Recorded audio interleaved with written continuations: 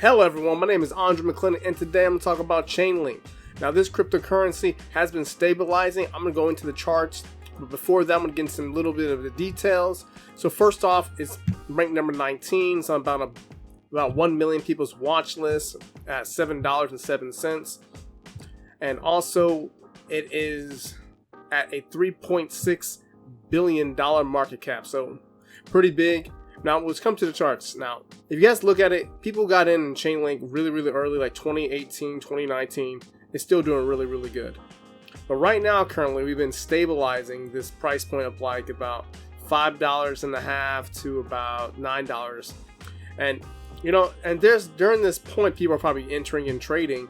For me, I don't see it as a very good tradable thing because it's like, you know, pretty much balanced, and you can take probably a low exit, but you're going to be exiting within the week. But if you want to take a long-term approach on this, especially since it's been stabilizing, I think the best way that I would approach entering this is by staking it. Now the staking rewards on average is about 5% per year. I think some people can get up to 7% when it comes to staking Chainlink. So if you are staking it and you're in this zone right here of entering and not up down here, that's a lot of pain. You can probably be doing pretty good with multiple positions. 7% per year is doing really good. I know there's other, you know, cryptos you can get higher yield, but if you can stake it and also hold it down for the next couple weeks, and if it goes up back to the 9, possibly. So I don't see it as like a leverage account to trade. Maybe like just with cash positions, dollar cost average of the week. Try to catch like this weekly low right here if that's possible. And if something like that is done, if you catch somewhere at this bottom, and if it pops back up, you can enter on a buy limit. For me, I'll probably look at like a buy limit right here. If it pops back up, take an easy, quick little profit.